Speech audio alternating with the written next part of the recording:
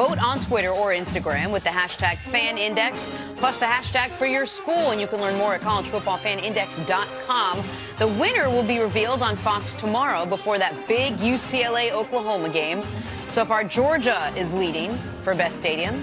So I ask you, gentlemen, your favorite stadium. Well, this is a really cool thing our friends at For the Win are doing, and you can check it out online. Listen, I'm going to go, maybe it's too easy, but I'm going with Death Valley. Hold on. Which Death Valley? Oh, that's a good question. Which Death Valley? Go Tigers. LSU's Death Valley. Stop it. The real Death Valley is in South Carolina, the Clemson Tigers. When they're coming down off that hill, it's a different ball So game. we're both going with Death Valleys. I'm just saying, I'm speaking from experience. It's a tough place to play. Okay, so I say LSU, you say Clemson. Jenna Wolf? My own Death Valley, which is my apartment, trying to get the kids out. What's yours?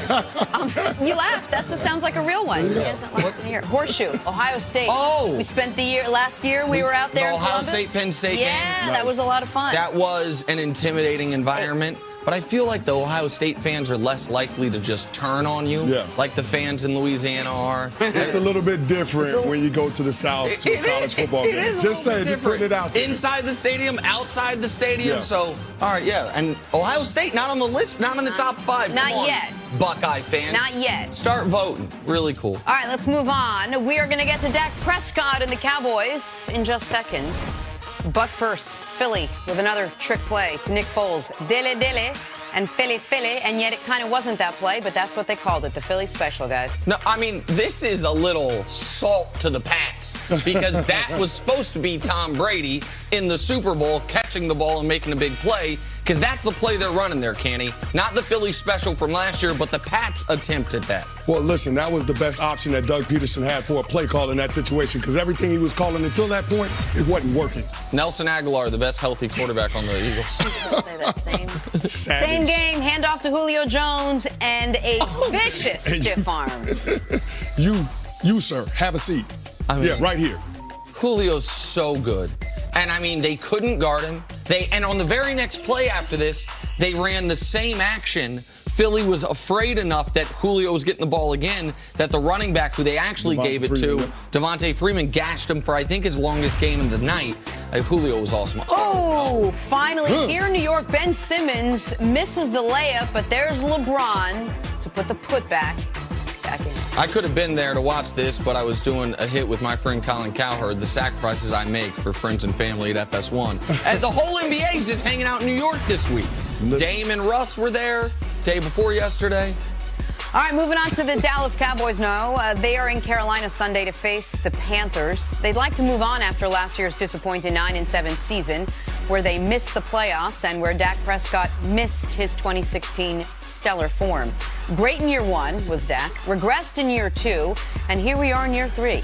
Dak knows that in order for his team to win, he has to improve. I know I'll be better. Just learned so much from last year. Just moving forward, matured within the game. Just learned a lot more that I didn't know last year or that I wasn't as comfortable with.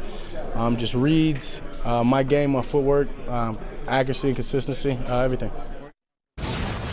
All right, Chris, let's talk about this Sunday's game as a measuring stick for Dak Prescott. How much of it will it be in his matchup against the Panthers? Well, I think a lot of this is going to be on Dak in terms of being able to find the matchups and get the ball to the guys in one-on-one coverage and let them do the heavy lifting in this offense. You know that the Carolina Panthers are a single high team on defense. They're going to drop a safety down in the box. So it's going to be up to Dak Prescott to get his pre-snap read when he gets to the line of scrimmage and know where he wants to go with the football. But in listening to him in that clip and trying to figure out what he learned last year, I'm sure that he learned that he's not the quarterback he thought he was coming off of that 2016 season without number 21 in the backfield. You can tell that Zeke Elliott makes a difference in that offense. The first 3 games of the suspension from Zeke, Dak Prescott had 8 turnovers, and you can't expect to have the success that the Dallas Cowboys want when your young quarterback is turning the football over like that. This team is not built to come from behind. This team is not built to throw the ball 35, 40 times a game. So Dak Prescott needs to understand what their formula for success is, and it starts with number 21. But against the Carolina Panthers, against this year's Carolina Panthers, I do not think they can win without some explosive plays through the air. I do not think this can be Zeke 27 carries, 135 yards, and that's the pure path to victory because I don't think Zeke can get 135 yards, as great as Zeke is against this front. Even without Thomas Davis due to the suspension, with K'Wan Short, with Luke Kuechly, with we know how good. I think the biggest Dontari Poe, Dontari Poe, who they brought in this offseason, who's a former first-round pick out of the University of Memphis. I saw him in Kansas City for early parts of his career. Then he went to Atlanta and played well for them. Like I know they lost Star Lotulelei, but they replaced him with Poe. Like the Panthers' front seven is too strong, and I would add their secondary is too suspect to not try to take some shots through the air. And so this is where it is a tough way to start the year if you're the Cowboys, in my eyes, because all year long we have said, wait, who are their tight ends? Who are their wide receivers? And this is a game where those who are they guys have to come up huge. That's why it's going to be a big game for a guy like Allen Hurns and for Dak Prescott to find him early, because you said all along this is not going to be about what Zeke can do, but about what Dak Prescott and opening up this offense can do. No, you're absolutely right, Jenna. And I think it's going to be more about the receivers outside the numbers than inside the numbers, because the Carolina Panthers do a great job with their interior defenders and matching up in those intermediate and deep zones in the middle of the field. The Panthers want to protect the middle of their field. That's something that their head coach, Ron Rivera, who's a defensive guy, believes in. So you're going to have to be able to attack outside of the numbers. But I think for Dak Prescott, the key to that is knowing where he wants to go with the football before the ball is even snapped. I think that knowing where you want to go pre-snap is going to be huge for him, because especially when you can't rely on these guys to get late separation, like they're going to have to be open early and often, because Dak, we haven't seen his ability to throw guys open. But a big part of the discussion this offseason has been the Cowboys getting Zeke involved in the passing game, right? Again,